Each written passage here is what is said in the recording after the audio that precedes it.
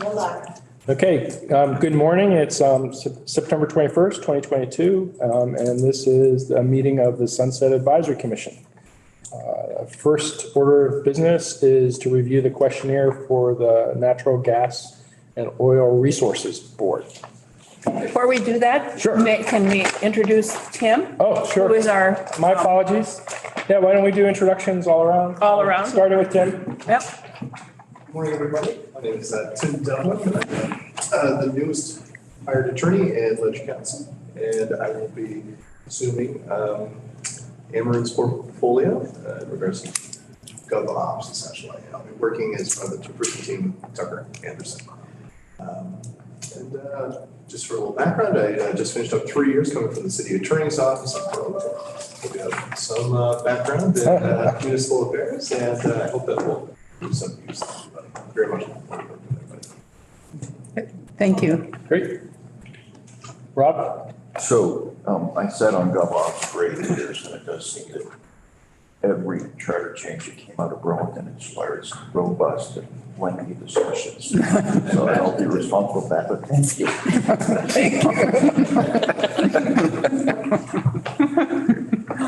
With that, do you want to introduce yourself to everybody? Or just... I'm Rob LeClaire. I represent Berry Town. And like I said, I've been on government operations for 8 years. It's the only committee I had been on, but unfortunately I'm not running again. That's me. I'm Matt Krause. I'm one of the 2 gubernatorial appointees on Sunset Advisory Commission. I come from Stowe. Brian Collmore, Senator from Rutland County, and just like Rob, I've been on the Senate Government Operations Committee for 8 years. Have you? Yeah, that, yep. I'm Tracy DeLude. I'm the other gubernatorial appointee, and I am the governor's appointments director for boards and commissions. I'm Jeanette White. We met earlier, and I have been on Senate government operations for the whole 20 years I've been in the Senate and have been chairing it for eons. I'm not sure how long. And am not coming back. I'm not running again. My name is John Gannon. I represent the towns of Halifax, Whitingham, and Wilmington in southern Vermont. I've been on House Gov Ops for 6 years, and I'm not returning either. I'll say with a smile. It's not about GovOps, it's just.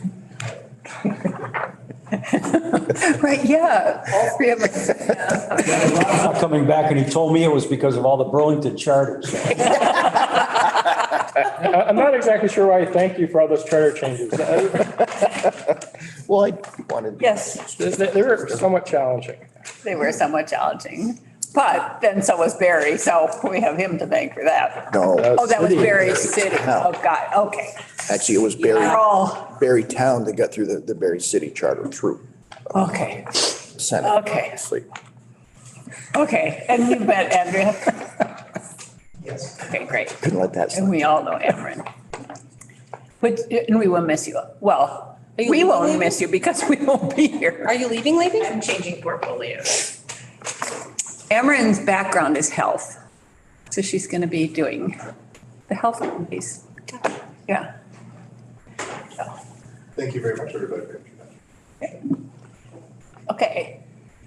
All right, back to the Natural Gas and Oil Resources Board. Review the questionnaire. It hasn't met in several years. And all the terms of the people on it have expired. Some long ago. Phew. Yep. So, Yeah, one in 2012. And Mr. Vacant in 2024. And 14. according to the Agency of National Resources, the board is no longer needed. They said that quite clearly 4 times. Yep. I would move that we evolve it.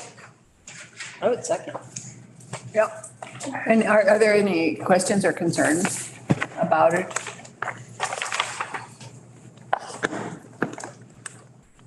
No. Do we want to take a final vote? Yeah, all in favor of dissolving it, repealing it? Aye. Aye. Aye. Great. Okay. That was easy. All right. Now we're on to the State Labor Relations Board, and Hi, Judith. Judith is here to testify.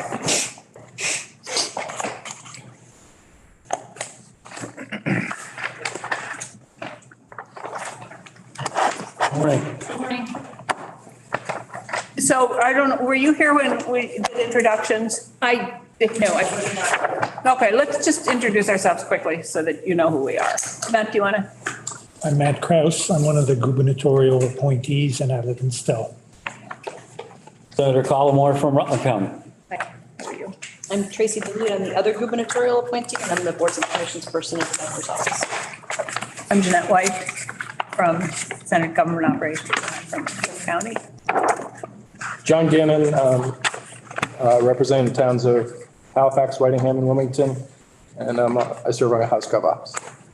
And I'm Rob Leclerc. I represent Berry Town and I serve on House Gov Operations. And we have our two attorneys here, Amron, Ted. Okay, and Andrea, who keeps us going.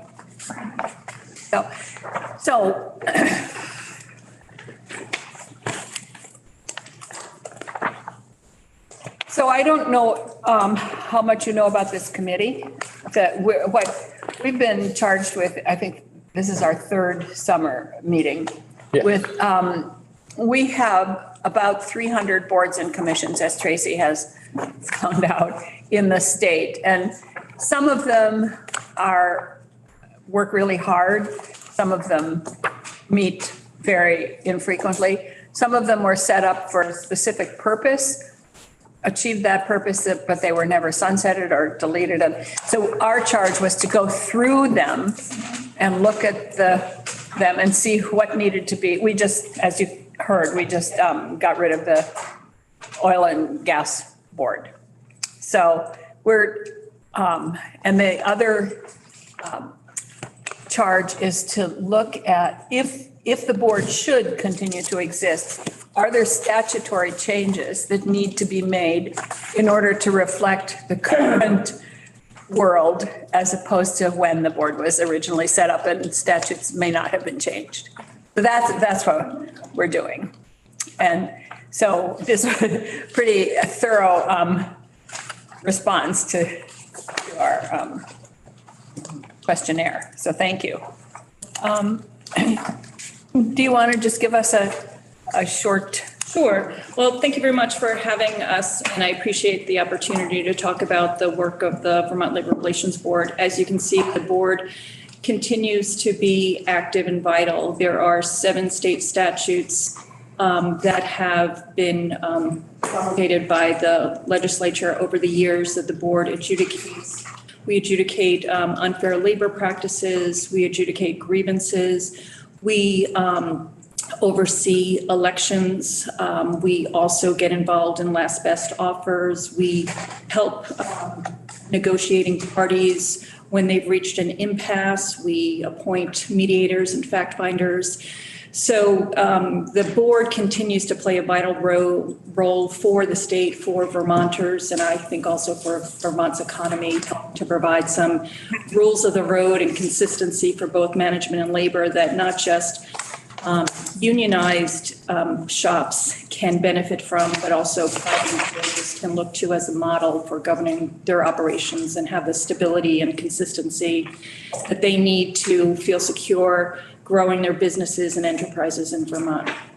One thing I didn't mention, in the first page, I talk about the board meetings and then I reference board hearings, and I gave you a schedule going forward for the hearings that we're anticipating for the rest of the fall. We've had 9 hearings, 8 or 9, I apologize, up until this point, 8 hearings up until this point. We have 1 tomorrow and 1 on Friday. So we are fairly active. The board is very fortunate that we have skilled, experienced people serving on the board. But I think, as I mentioned, one of the challenges I think that you're likely finding of all of your boards is people who are active in the workforce now really can't take part as a board member because the economics just don't work for them. It's basically, when you break it out to an 8-hour day, it's about minimum wage. And for someone who's, has 10 years, 20 years in their position or working, who still has another 10 years left, it's a big hit on their income to serve for 1 or 2 days a month for the board. So that's, and I don't think I'm not sure if it's the role of this committee to determine whether or not or how to raise the per diem rates, but that's something that I think the legislature or the governor, I guess it would be the legislature, would need to think about raising those per diem rates. Should I? Yeah, go right ahead. One of the things that we did last year, and we're going to, and it was slightly changed by the appropriations committees, but we're going to deal with it at our next meeting, was instead of saying everybody has a $50 per diem, or in this case, it's $125, is to ask the agencies or departments to include in their own budgets that are presented to the governor and then to the appropriations committees what they feel is an appropriate per diem rate for their particular boards. Because some boards, quite honestly, don't do a lot. They meet and they just rubber stamp things. And maybe those don't need to have a higher per diem. But this board is like the Pearl Board, and some other ones are very active and do a lot of work. So that's going to be our suggestion. We just have to work out the details of how that would happen. I think that's a good one. And I think we can't always anticipate the number of cases we might have from year to year, but we can approximate that and kind of work with our own constraints and anticipated costs. But I think that'd be a good suggestion. Yeah, I'd encourage you, if you think the per diem should be higher, is to reach out to the administration and have a discussion with them. Because, I mean, both the governor and the agencies are going to make recommendations with respect to per diems. Mm-hmm. And I would look at the legislation from this past year, which sets out the process that they have to go through. So, if you think that there should be an increase, I mean, it'd be good to alert. Yeah. Thank you. Everyone. Yeah, that's good. Mm-hmm. And just, for your own edification, that I found interesting in the past 2 years, the number of petitions for representative elections has increased. And I think that reflects increased interest in unions and unionization. And so that's been not a surprise, but we've definitely have experienced more of those over the past 2 years, those elections. And I think 2 years ago, the legislature amended its statute regarding the timelines for how to run those elections. So that has resulted in those types of cases being prioritized just because there are strict statutory deadlines. I'm sure. Mm-hmm. Would you be able to say how many of those cases are results from Vermont-based companies versus companies that, say, have either a national presence or a presence outside of the state? Well, what the Vermont Labor Relations Board, I think the types of cases that you're referencing may be within the jurisdiction of the National Labor Relations Board. The Vermont Labor Relations Board gets involved with those organizations that fit within the 7 statutes that I identified, the Vermont statutes. So we see municipalities seeking to unionize road crews, police crews, fire crews. We see the Department of Corrections flip-flopping on not attempting to change unions. We've seen several elections with UVM. So they've been within Vermont-based, yes. That's what I suspected, but I just want to know. Thank you. So just 2 things, Judith, if I could. Has Bob Greenward been, is he still, I noticed his term expired. Yep, he's in the process. I personally just filled out a reference for him. So I think the governor is now reviewing that. So I don't have any more information. But I know that they are actively reviewing that now. Okay. So. And apart from the per diem issue, are there any other statutory changes that you're suggesting, or are we pretty much doing what we should? I think you're doing what you should.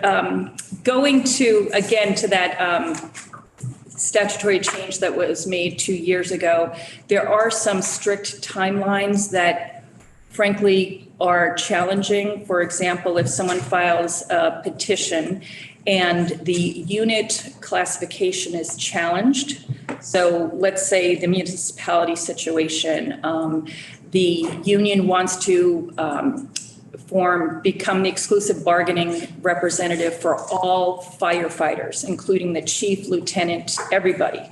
Under the municipal statute, the chief likely would not qualify, and perhaps even the lieutenant, but the union wants all of those folks. The employer will challenge that, saying, you have at least one person that shouldn't be in the unit. We challenge the classification. There would need to be a hearing, and under the statute, it has to be within 10 days of the filing of the petition. That doesn't leave time for the parties to exchange information on, for example, the union would want to know, what the job responsibilities and duties of that particular office are, who's held it in the past, and so that's something that I would suggest changing because it doesn't allow for the exchange of information. Since the statute has been changed, we've had one hearing on a unit determination, and that was it was adjudicated the end of 2021. But all of the others have settled, the parties have settled. So on the one hand, you might think, well, it pushes parties to settlement because they don't have a lot of time to exchange information. But if you want the board to actually adjudicate that issues, it needs the best information possible to make its decision. And that 10-day window might not be enough. I mean, it isn't enough because the statute gives the employer 7 days to challenge it. So on day 7, they challenge. And then on day 10, you need a hearing. There's no time. So that would be one suggestion. Okay. And I could follow this up, with the specific statutory references. I've been talking generally now, but if you'd like, I could follow up with. Could you do that, please? Sure. Yeah, that would be very helpful. Thank you. Is this the same Bob Greenmore who was in the Senate? No. I don't think so. No. He was the court, yes, that he was. Oh, yes. Oh, no, Yes, he was, Greenie, exactly. Okay. Administrator. Yeah, okay. Got it. Yes, thank you. Yes, Matt? So I assume you're Judith, right? Is that right? I am. Okay, all right. I don't Sorry. know you, so that's okay. So I have a couple questions. There was I'll use my language. There was a nasty little issue 2 years ago when somebody was appointed to the Labor Relations Board and ceremoniously dumped. And that was not seen in the public as a particularly nice way to treat people who had volunteered to serve on boards and panels. That's my opinion, and that's how I thought, and I discussed it with a couple of other folks. So with that, those kinds of things have a little bit of a hangover after the incident has taken place. So have the members sort of gotten over that kind of situation, or? I think so. I wasn't here at the time, but it does come up periodically with the board. Just that situation has come up. Not that it's they're still smarting from it, but it definitely did leave an impression with them. And they want, I think a big picture result of that is the concern regarding the maintaining neutrality. As you may know, the board is comprised of 2 representatives of labor, 2 from management, and 2 neutrals. And so all of our panels have 1 member of each. When at board meetings, the meetings we have throughout the year, our chair makes sure to elicit input from all of the representatives. So I think in terms of lessons, productive lessons, it reinforces the neutrality goal of the board, but they are aware of it, and it does, come up from time to time. Okay. The second question I had is, the individuals who are listed here, all 6 individuals, who was appointed as a member of management, Sure. Labor, Yep. and Yes. neutral? The first 2, David Belanger and Roger Donegan, are the labor representatives. Robert Greenmore and Richard Park are management. And Karen Saudek and Alan Willard are the neutrals. Okay. And then one final question, if I might. $125, first of all, everybody is retired, correct? Correct. So they're not, a lot of boards and panels, service, you're public service. You don't expect to make a whopping salary and, the expectation is you serve and you get a nominal fee to do that. So I'm having a little trouble. I serve as the chair of the District 5 Environmental Committee. So we do site visits and we do hearings, but we don't get $125, nor do we get $175. I don't expect to get that. I would not advocate for it. But $50 as opposed to $175 is a little bit of a smarts a little bit. Let's put it that way, okay? And so is it that challenging to find people who can serve at $125 or $175? I think as I had intended to, or I think what's important is the board adjudicates legal as well as factual issues occurring in the workplace. And that is a dynamic and changing legal and also factual environment. And having folk who are either currently in the workforce or have the experience in their day-to-day life of being cognizant of those changes is helpful. I think that you're right. The folks that we have on our board now consider this service. But if we want board members who are currently part of the workforce and who are currently engaged in the workforce from both management, labor, and neutral, and are aware of those changes that are taking place in the workforce, changes to labor laws, employment laws, culture, technology. I mean, technological changes inform how the workplace operates. We've had numerous cases involving Facebook, texting, a lot of advances in social networking that as folk get out of the labor market and retire and have other interests, well-deserved other interests that they're engaged in, their ability to appreciate and comprehend those changes and what's really happening is more challenging. And it places, I as the executive director, I am educating my board members on not just the legal changes, the cultural changes, the technical changes, the, social, about social network. And I'm not my daughter. I'm not the best person, but, I am familiar with these issues, but I'm the one who is educating them about these things as well as the parties. But it's it would be helpful to have someone who has that foundation to build on. And, you know, things are changing very quickly. And someone who's been out of the labor market for 10 years or 15 years, it's challenging to keep them up to date on those changes. Okay. And one final question. Are any of the board members former state employees? Yes, Robert Greenmore is He was a the court administrator, Yeah. and he worked with and prior to that, he had a number of other positions with the state.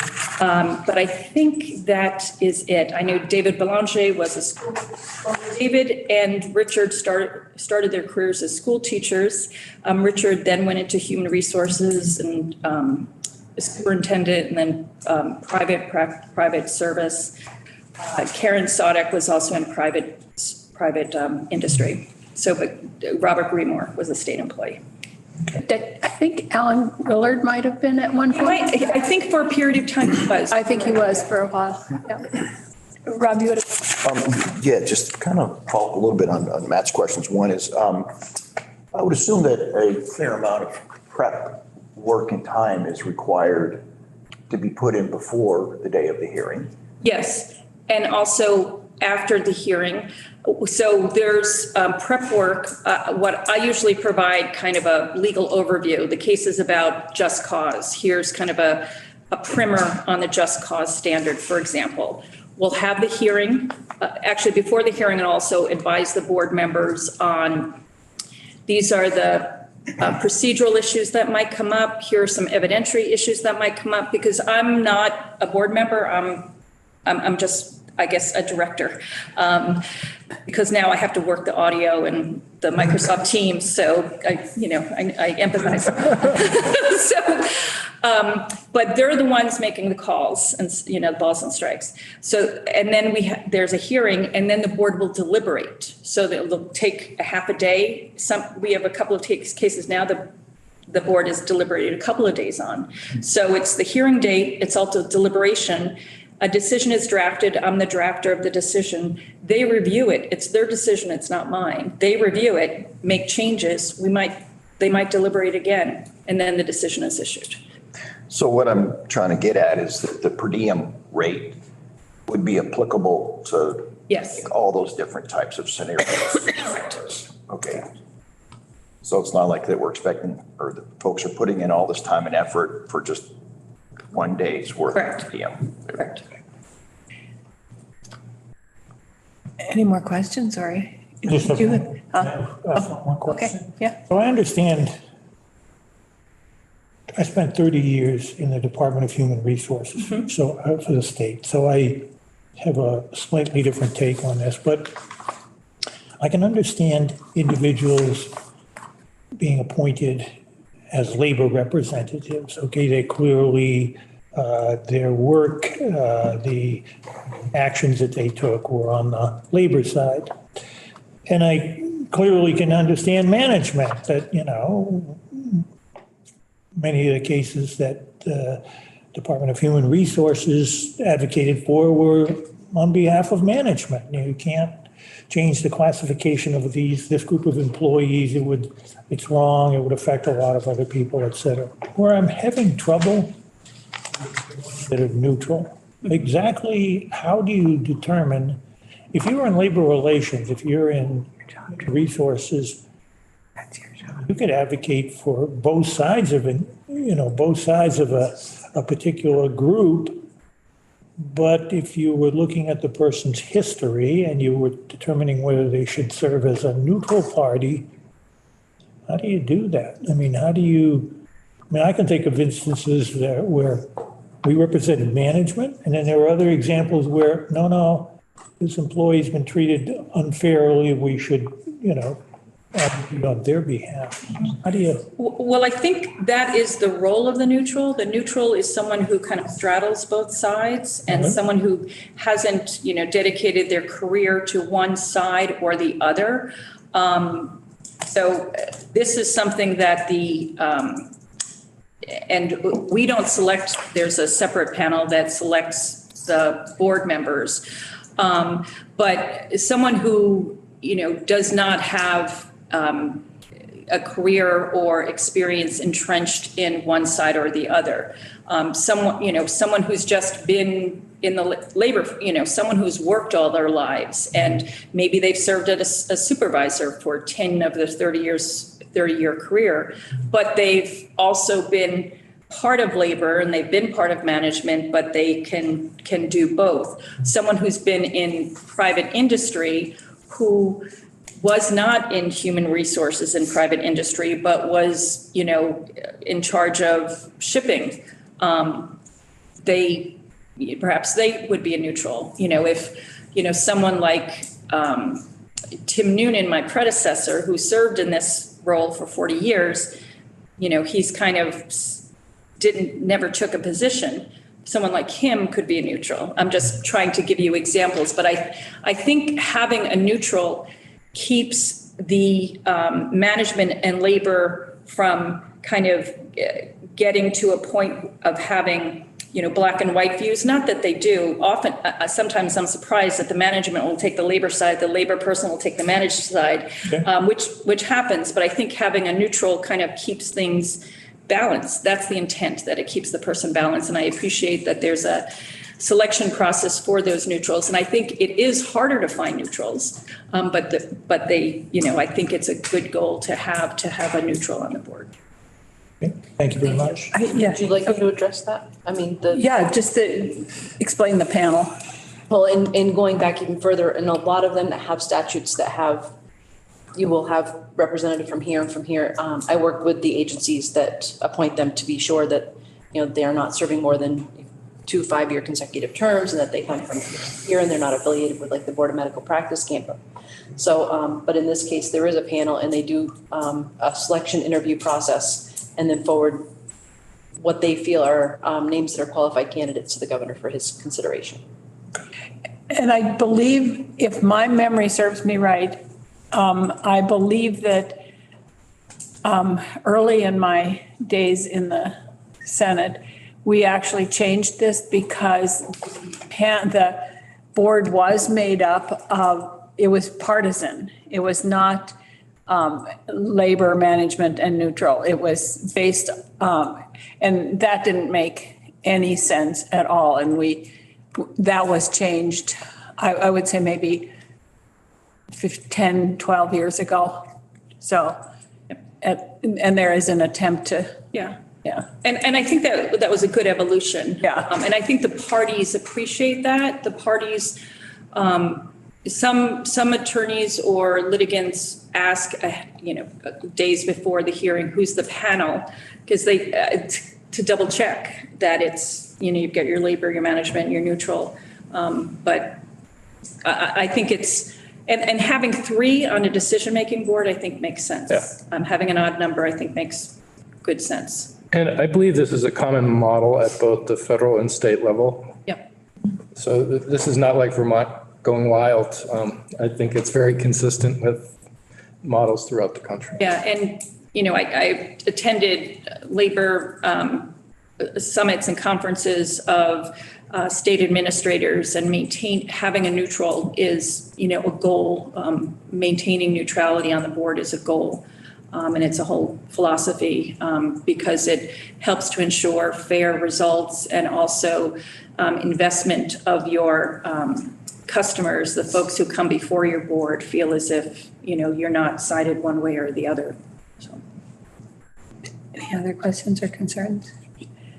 So I think that we probably don't have an inclination to repeal this board. No. But, and I'll wait to find out. I will say, Judith, that I'm impressed that you're grasping and working with this board after Tim Noonan having been there for 20 years. Whenever I think of this board, the only thing I think of is Tim, of course. So thank you for jumping in to fill a position that I think was probably hard to fill whenever you have somebody that's been in that position for a long, long time and was very trusted and respected, I think, by most everybody in the state. So Yeah. I just have one question. So based on what she said, so what changes have you made? How have you left your, or going to leave your mark? Well, so far, I've implemented an electronic storage system for our cases. Because I came in during COVID, we transitioned to accepting electronic copies of meetings, filings. So we have an electronic storage system for that is very intuitive and makes sense by docket number, so we can find, so myself and the clerk can find things easily or more easily. I've also started a scheduling in the past when a grievance is filed. We had a grievance is filed, then an answer, then myself as executive director reaches out by email to the parties saying, hey, let's have a conference here.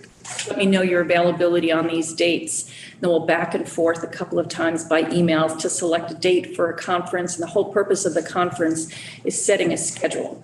So I am an attorney. I've practiced, for years. So knowing what the superior courts have done, when a case is filed, you immediately get a discovery schedule form to fill out and then submit to the court. And if you don't submit it, then you have the hearing. So I implemented a system like that so that the parties themselves pick a schedule, a discovery schedule. Once we get the discovery schedule, then we schedule the hearing, and it takes, it's less time for me because I found that process incredibly time consuming. So those are two things just off the top of my head that I've instituted. Thank you. Yeah, thank you very much. Yeah. This is very well Thank done. you, And David. please send us that email, because even though we're unlikely to Yep. repeal the Labor Relations Board, if there is a modification to the statute that we can suggest to the legislature. Yeah, and the way that would happen is if we would put it in a report, and then it would go to the government operations committees, but the committees of jurisdiction.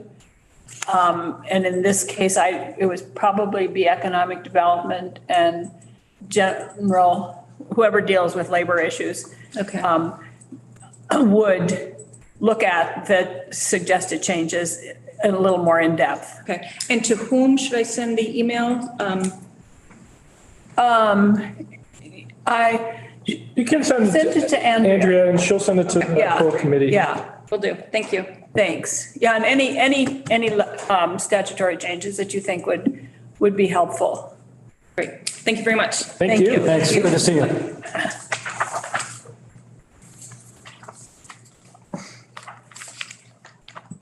How are we doing on We're time? 5 minutes ahead of schedule. Oh, my goodness. Beautiful. Let's take a break.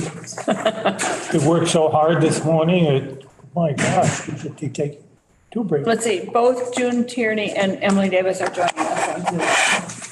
Okay, so we're 5 minutes ahead of schedule. So do we want to take a vote on the Labor Relations Board?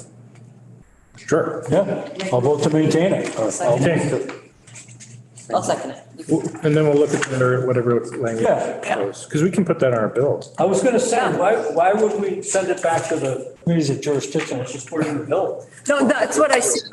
No, I said, we'll put it in our bill, but when it goes to, then the bill will go to government operations. Oh, yeah. But then the committee, if the other committees don't pay attention to it, then that's their problem, but they probably will. Okay. All right. I move to maintain the State Labor Relations Board. Oh, we already did. Oh, all right. Well, we didn't take, Didn't take a vote. All in favor? Aye. okay. All right. Oh, and we have our guests with us. Great. Okay, so thank you for joining us, Commissioner Attorney and Emily Davis.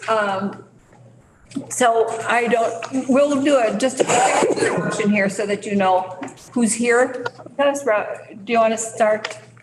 I'm Matt Kraus. I live in Stowe, and I'm one of the gubernatorial appointees. Senator Collmore, representing Rutland County. I'm Tracy DeLude. I'm the other gubernatorial appointee in boards and commissions for the governor's office. I'm Jeanette White, Wyndham County Senator. I'm John Gannon, and I represent the towns of Halifax, Whitingham, and Wilmington in southern Vermont. And I'm Rob Leclerc, represent Berrytown. Very good. I think I've had the pleasure of meeting most of you. It's a genuine pleasure to be here today. I apologize for testifying remotely, but circumstances required as much. No, we're very happy. As much as we hate Zoom, we know it's convenient and it means you don't have to travel to Montpelier for a 15 or a 20 minute. Not that I wouldn't for you, Senator, but I am in Massachusetts. So. Well, I don't know if you know what the goal of this board or this commission, or we're called a commission, we shouldn't be called a commission, but anyway, is to look at the some 300 something boards and commissions and task force and working groups that we have in the state, see whether they should be repealed or if they've outlived their usefulness, or if they should be maintained. Are there statutory changes that should be made to reflect the current world as opposed to when they were originally set up? And they may have changed and their goals may have changed and their way of operating may have changed, but the statutes haven't kept up. So, and I will just say that I'll say it ahead of time, we are looking at per diems in general. That's another goal of ours. So we're not looking at them for individual boards or commissions, but we're looking at them as a whole and recommending that they be part of the agency or the department's general budget. The agency decides what is a reasonable per diem for particular boards and commissions, depending on the amount of work they do, that kind of stuff. So is there anything more we need to say? I don't think so. I think you covered it. Okay, so the Nuclear Decommissioning Citizens Advisory Panel, I think it's called NCAP, right? NDCAP. We call it NDCAP, yes. NDCAP, yes. So I'm well aware of it because from living in Putney and representing Wyndham County for many years. It's an issue of mine. But do you want to, I guess what we'll do is, Commissioner, if you want to talk about it, and then Emily, we'll have you as the chair of the board, talk about us and tell us whether it's still necessary, and if so, what its function is. So. That sounds good. And please just interject if you have questions along the way. By way of background a little bit, my name is June Tierney. I serve as the Commissioner of the Department of Public Service. I now have 21 years of service under my belt in the utility realm in state government. So I have lived and breathed all things nuclear for a very long time, and was also in state of Vermont employed, though not directly participating in the creation of NDCAP. So I recall well why it was created, but did not personally have a hand in creating it. In a nutshell, the committee was, or the commission panel, was created as a successor to something called VSNAP that existed for many years and was similarly constituted, but with more emphasis, I think, on technical expertise and background at the time when Vermont Yankee was still generating power in the state and delivered 1/3 of our baseload power. With the advent of decommissioning and the dynamics that made it pressing from certain viewpoints to decommission the site, there was a decision made that the popular view and popular will should have a strong hand in monitoring and advising on the terms of decommissioning and then the process of decommissioning. As senators, you well know, the decommissioning of the facility had massive implications economically for southern Vermont. And so there was also, I think, a desire to make sure that local voices were heard when it came to both the standard to which the site was to be decommissioned, meaning returned to a condition where it could be employed for other purposes, as well as figuring out how to mitigate, if possible, the economic impact of the closure of the facility. So flash forward a few years, and when the Scott administration took office in 2017, discussions were revived in earnest to accomplish decommissioning early. And NDCAP had been put in place, I think, 2 years before, as a way of ensuring that as decommissioning was accomplished, that as I said, the citizen voice would be heard. The first couple of years of the NDCAP, in which I was not present, I was at that time the General Counsel of the Public Utility Commission, but I was aware of it because we were actively working on the case that started out as a licensure for Vermont Yankee and ultimately became the terms on which the facility would continue to operate until its closure date, which the company itself selected. In any case, the first couple of years of NDCAP were the formative years, and there was a very strong chair, Kate O'Connor, who had a big hand in shaping how it came to function as a body. And most of what Ms. O'Connor put into place has continued to this day in terms of the function of educating the public and serving as a forum in which questions can be asked and expertise can be invited to educate not just the panel members, but also the public, that there's a sizable constituency that very regularly pays attention to what this committee does, because as you well know, all things Vermont Yankee have been very prolific in Vermont public life, and at least in Southern Vermont for many, many decades. With Ms. O'Connor's term expiration, I think, in 2017 or 18, thereabouts, we had come to the realization that there was perhaps not as much need to meet as frequently as the panel had been meeting in its early years. Statutorily, we are required to meet 4 times a year. At the time when I joined, we were meeting something like close to once a month, or maybe twice, or 8 times a year. In any event, at that time, there were also budgetary issues that the department was living through that were very severe. And at that time, the expenses for the NDCAP, which are not considerable, but I've detailed them in the questionnaire you asked me to prepare. Nonetheless, all of that was coming out of the department's finances, which are funded through the special fund that the utilities pay into. Historically, that made a lot of sense because the utilities own Vermont Yankee, but when it was sold to Entergy, I forget exactly the time frame at this point, but in any case, when it was sold to Entergy as a merchant generator, there was a disjuncture between the money that was being made off the generation station, if you will, and how the operations of NDCAP and the like were funded. So essentially, ratepayers who no longer derived a benefit from the plant were paying to maintain this panel.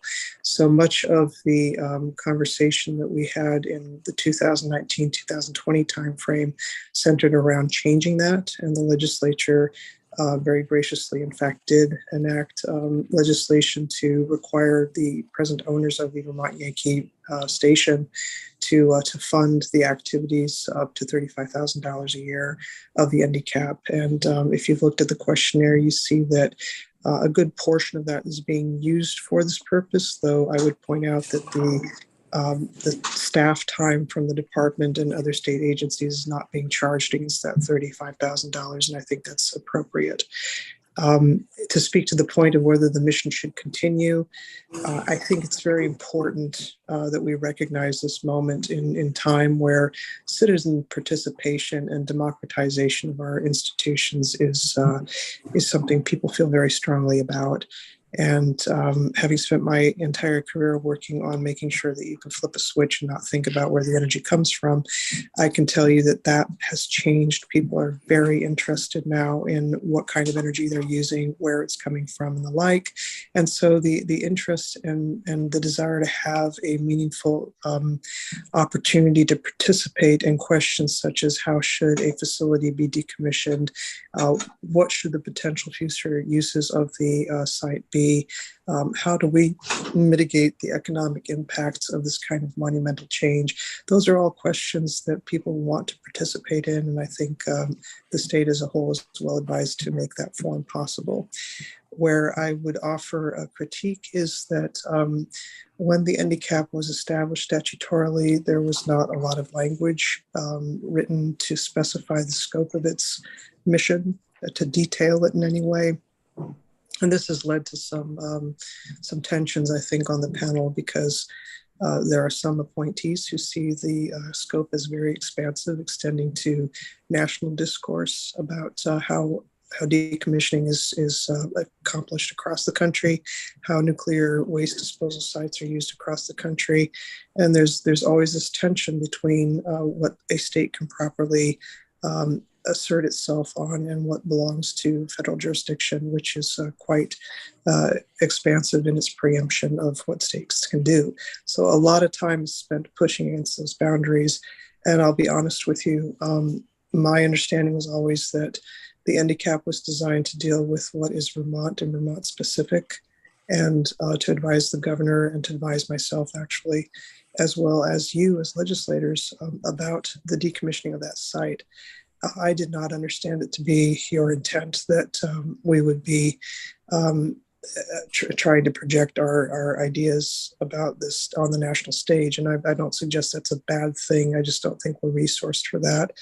And I think the state has to think hard about how it can resource these citizen participatory avenues so that they can achieve their best effect. So those are the thoughts I would offer to you today. Thank you. Let's have Emily weigh in first, and then we can ask questions. So Emily, if you would, thank you, Commissioner. Sure. Yeah, thank you, Commissioner, and thank you everyone for having me. Good morning. My name is Emily Davis. I am the current chair of the Vermont Yankee NDCAP, and I was appointed or elected as chair in 2020, in December of 2020, and I've been I'm in my second term of chair right now. We have elections at our next scheduled meeting, which is on December 12th. And I'm a resident of Tunbridge, but when I was elected chair, I was a resident of Brattleboro. That's where I came onto the panel, and I was appointed from the Senate President Pro Tem Tim Ash at the time. And I was a former planner at the Windham Regional Commission, and that's how I was aware of these issues in the town of Vernon, and I was a longtime resident of Windham County. I should say I'm finishing up my last year at Vermont Law School right now. That's just why I'm up in Tunbridge. So I think that Commissioner June provided a really good background. I do want to underscore, I think, not just we have citizen appointees to the panel, but I also want to just add that we do have a good, relatively speaking, a good number of people from the public that do regularly attend our quarterly meetings. And not only do they attend the meetings, but we often hear from them through email. We have a psd.ndcap email address where we do get a lot of correspondence, and folks from the public getting in touch with us. These are local members of the public, so folks from Vermont and Windham County. But we also have, I think, as the commissioner did allude to, people nationally getting in touch with the panel too. And we appreciate their engagement during the panel meetings also. We do have some regular attendees, but then also, sometimes we're surprised by who hops in. And to my knowledge, and I don't attend many other NDCAP meetings across the country, but the Vermont NDCAPs are pretty well attended by members of the public. And parenthetically too, I don't know, and forgive me if this is information that you already know, but Vermont Yankee is one NDCAP among other NDCAPs throughout the country. And so I think Yankee Row has an NDCAP, and off the top of my head, I'm having a hard time thinking about the other nuclear plants that are being actively decommissioned right now. But and so sometimes, we can look to what other NDCAPs are doing, and be a little bit of a cohort with other citizens that are looking at the decommissioning activities in their communities. So I wanted to underscore, I think, the public engagement that's happening, and I think I also just want to add a little bit to one of the last points that was made by the commissioner about any ambiguity that is within the legislative scope in charge of the panel. And I think that I agree. I think that, there has been some discussion and discourse about what is the proper scope and how far that goes. And I also think that it's sort of working, the ambiguity is working, because any existential questions that are raised in the panel is actually really engaging. And it tends to be, I think sometimes there is some tension between panelists tension between panelists about what the proper scope is. Should it really just be in an advisory capacity to matters related to decommissioning within the footprint of Vermont Yankee, or do we look to national federal nuclear waste policy and exert some, influence or opinions on what that should look like. And it's precisely those conversations, I think, had with a public audience, or at least accessible to the public, I think and the NDCAP is doing its job, even if we don't always agree, or there might be some tensions. And so I think that's, I just kind of wanted to name that. We did have our last committee meeting was this past Monday on the 19th. And I know that was raised also, again, these existential questions about how do we define when decommissioning is over? Because there are actually different definitions. There's a regulatory definition of when decommissioning activities cease. There's sort of the more logical understanding is that, when the materials are cleared from, and the buildings are cleared from the site, even though the nuclear waste is still there. And so I know that, the citizen panelists are also considering that and saying, like, looking into the future and down until 4 or 5 years from now, at what point are we going to say that, decommissioning is over? And I think that those are also really interesting and productive conversations that folks are getting involved in. And then I think the only other thing I'll add, and this was actually related to, sort of these questions about scope and whether to discuss local issues in Vernon and Windham County or more national issues. Just when I started as chair back in 2020 and beginning in early 2021, the panel did have and decided to create a federal nuclear waste policy subcommittee that does not have, that subcommittee does not speak on behalf of the panel or can't make a vote for the panel, but they do study national issues and they do take on guest speakers who are working on the national sphere. And then if they wanted to present something to the whole panel, either to take a vote or something that's worth considering, then they'll do so. And that process, I think, works pretty well. We had it exercised last year. The Federal Nuclear Waste Subcommittee had studied a recent effort by the Department of Energy related to consent-based siting for nuclear waste facilities, and developed comments for an RFI and submitted those comments to the whole panel for review. And then the panel voted to approve those comments and submitted it back in March. And I know that, the Department of Energy did, they came and presented at a panel meeting, and they were interested and curious about what our NDCAP had to say on the matter. And so there is, again, kind of related to that tension of where do we plug in. We do have a process, I think, for airing out and having conversations about where does Vermont Yankee and Vermont decommissioning fit into the national sphere, but doing so in a way where procedurally we're still trying to make sure that it does represent the voice of the citizen voice, and that the entire panel can vote on those comments. So I think that's all I'll add for now, but happy to answer any questions. Thank you both. That was very helpful, I think. I just have a couple of questions, mostly about the lifespan of this process. So is there a typical lifespan for an NDCAP? Not to my knowledge, and there's none in the statute either. So that's one of the, I think the way to look at this is Emily's done an excellent job of presenting the substantive overview of what is possible through an NDCAP. And what I've presented to you are some of the building blocks, foundational things.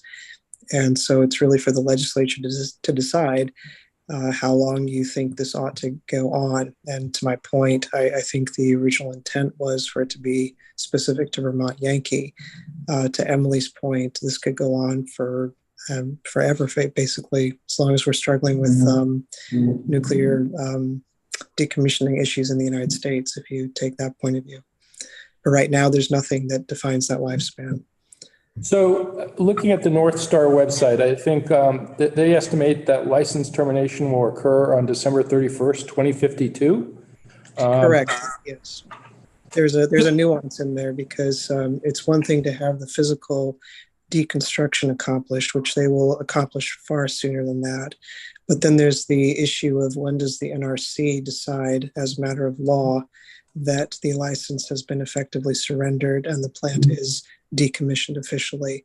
And that's a much longer window. So typically with most commissions, we try to have a sunset date for them. So at a time where at least the legislature can review whether a commission should continue. What would you propose as a sunset date? 2052? 2050. I mean, that's a long time. I want to be clear about this. In suggesting that that's not a good idea, I don't want to in any way, shape, or form suggest that the NDCAP's work is not valuable. I do think it's important to do exactly what you're doing today, which is a reality check in real time. Is this still a vibrant thing? Because we know there are so many commissions on the books that have met their mothball fate without ever having been actually mothballed because they just sort of, fade from the stage. This one is not there yet. And I think your process here of periodically checking in is a healthy way to sort of monitor how much longer it ought to be in existence. But if you are looking for something to hang a hat on to say, let's relook and see, is it time to sunset this, then I would probably, given how I see the existing expression of intent in the statute, I would probably combine that with North Star's estimate for when they will have decommissioned the site from their point of view, which is not the same as the NRC's. I think that that's fair, in my opinion. I think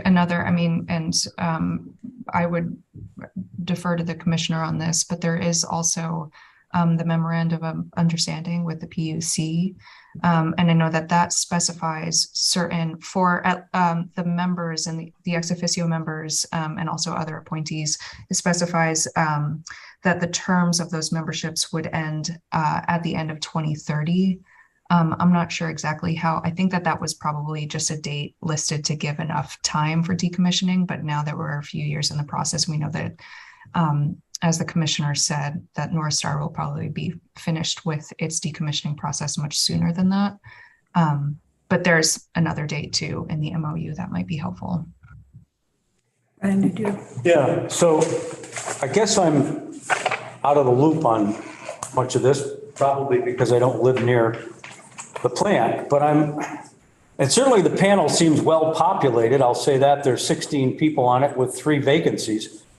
And you meet 4 times a year. But to follow up on John's question, decommissioning to me means that it's no longer providing power and it's shut down. And I guess I'm curious, what is it that you meet about 4 times a year? What sort of new things are happening that need this sort of inquiry, I guess? Well, I don't think all of it is new. Excuse me. I think a lot of it is keeping current on status reports, such as the state of the decommissioning fund, the progress of decommissioning. Every now and then there are developments around decommissioning technology, how to store waste, for instance. That's where things get a little fuzzy because the storage of waste per se is a federal jurisdictional issue. But that doesn't mean people can't comment on it or study it. It just means that we don't have any power to act. So there's that, and then there are experts who connect with us, and there are panelists who want to hear from them. So there are a variety of issues, but mainly the standing business is well recorded in the agenda, and it tends to be taking status reports from the state agencies, voluminous public comment, and then more recently taking reports from the subcommittees or the one subcommittee at least that Emily alluded to a moment ago. So it's not stale by any means, and as Emily pointed out, there is a very vibrant participation that, at least over the course of the pandemic, with the growth of Zoom technology use, has resulted in, I think, a more expansive audience even. And that's what has made me a little more sensitive about, hey, what exactly is the scope of what this panel is designed to do? Because, as I said, you can envision an entire generations of participation. Nuclear waste is going to be with us for a very long time. And if that is the intent of why we have NDCAP, then I think the statute should probably reflect that. I would echo all of that, and also just add, even if there weren't kind of bigger issues, that is being discussed by the NDCAP, the status updates, while there are kind of these routine updates that we get from both North Star and then the state agency reports on the progress of the decommissioning, there is new information that comes up and out of that. And we often also have a reporter from the Brattleboro Reformer who regularly attends our meetings and tends to have a news article or news release come out after that.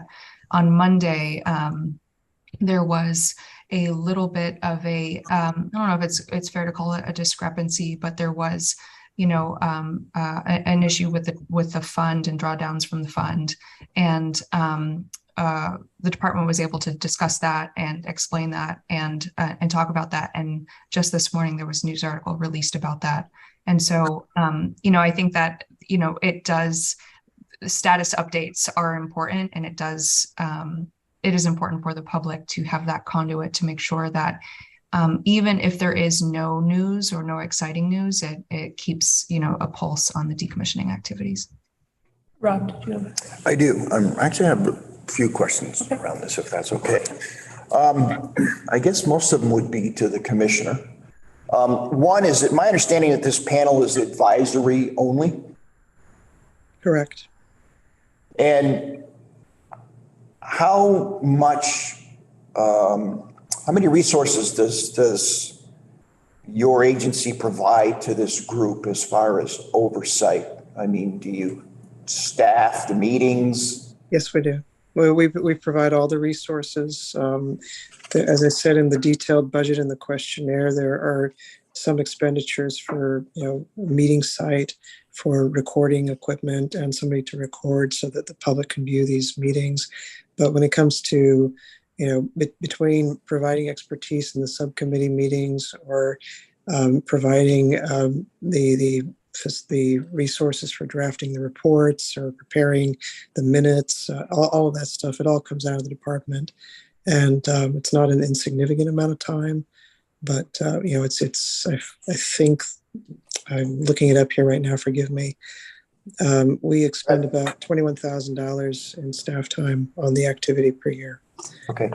How much, I guess, direct oversight does your agency have around this issue as opposed to just being a conduit, I guess, between the feds and members of this panel and, say, Vermonters in general? Yeah, so that's the answer to that question has changed over time. And at this point, I would say we're at the narrower end of that because the station's no longer generating. But there are terms and conditions of the Memorandum of Understanding that was in turn approved as part of the PUC order for the terms of decommissioning for this facility. And so in that sense, anything that's related to that MOU, whether it's the decommissioning fund or the actual physical acts being taken that are state jurisdictional, all of that falls under my agency's regulatory oversight in terms of advocacy, meaning if we think something's bad or something's wrong or not quite living up to the letter of the MOU, then our job is to make sure that the Public Utility Commission hears about that. And the Public Utility Commission in turn makes ultimate decisions about whether the terms of the MOU are being abided by. So it's in a narrow sense very focused and comprehensive. But the preponderance of issues likely to come up with decommissioning at this point that go beyond Vermont are massive, and over those we have none, in my opinion. So I think my last question. So the stipulations of the MOU, is it your agency's responsibility to disseminate status updates as far as how the progress is coming along with the decommissioning to, the fund and different things like that? Yes. Do you have to do that preemptively? That's the relationship we have built with the NDCAP, and in my opinion, that is the correct interpretation of the statutory mandate. That's why that's why I have a seat on the panel, and that's just been the practice that has accrued over the years. That's the principal means by which the public is apprised of progress under the MOU, and I think it's a good use of the panel. So. The issue really, the one that gets me a little bit, to be frank, is that the panel itself is constituted by representatives who in turn have appointing authorities, the Senate Pro Tem, House Speaker, the governor, and the like. There are also several ex officio members, state agencies. At the end of the day, though, the panel exists to advise the governor, the legislature, and myself about matters of decommissioning. Over the years, the panel has also elected to advise the federal delegation and the like about national nuclear matters. For instance, it is within my jurisdictional mandate to file comments with the NRC about the decommissioning process, and my agency does that. And I would imagine that in that context, the NDCAP might, draft a letter or comments and seek to advise me as to what those comments from the department ought to be, and that's fine. But what's less clear is who is NDCAP in the firmament of Vermont in speaking on a national stage. That they're not the elected federal delegation. They're not our senators. They're not our congressmen. They're not our governor. They're not our state agencies. So it's a group of citizens, and I have to accept the premise that having been appointed by elected officials, they are deemed to represent Vermonters. But it's just not clear to me that that's the case. And more importantly, it's not clear to me how the national stage views the voice of NDCAP. So that, I think it risks at times creating some confusion about, people always want to simplify the voice since they want to say this is Vermont speaking when the NDCAP speaks, but I'm not sure that's the case. Good, thank you. Did you have a comment? I have just two comments, and neither one of them are on this organization, but I want to share them with you. The first one is with regard to nuclear power. Nobody ever thought that Europe would end up holding off closing its nuclear power plants, but is now in a desperate situation in which, in order to keep its people warm, generate electricity, keep jobs moving, is desperately trying to ensure that their nuclear power plants continue operation. And even California, a state we sometimes emulate, is looking at their nuclear power plant extending its life. So I just share that with you, that strange things happen. And because we have 30 years left with this organization, you might find your mission changing in 30 years. I just make that comment. A more important comment is with the PUC. And Commissioner, my assumption is you interact with this organization significantly. Is that accurate? If you mean the PUC, yes. Okay. All right. So I'll share with you that I've spoken with two individuals. Both of you stressed the public's involvement, the public's opportunity to speak. And I spoke to two individuals who are quite conversant with that organization, and they say it's totally false. But wait, are you talking about the PUC? Yes. They were talking about about citizen input into NDCAP, not PUC. Right. We're not taking on the PUC I today. understand that. Okay. It's my opportunity to share the comment with them, and I Okay. would like to do so. So both of these individuals are very conversant with the organization and how it operates. And the example that they use in comparison is how Act 250 involves individuals in the process. And they made it very clear that that's not the case with the PUC. So my understanding is that you've taken some steps to try to change that process or open it up. These are two individuals very conversant with the PUC and its operation, and shared with me many an example that that's not the case with that organization. I'm taking my opportunity face to face or face to Zoom to share with you that that exists out there, and it might be worth your time and effort to investigate it or provide some changes. That's it. I'm done. Okay, thank you. Yeah, I don't want to get into a discussion of the public input into the PUC because I think that's way beyond our agenda item today. But thank you. Any more questions or comments or concerns? Thank you. I think that was very clear. And I will say, as a representative of the area where Vermont Yankee lived and still lives, that I think our citizens would be very concerned if we repealed this commission. I think that there would be a huge uproar because it's still there. It's still, so just.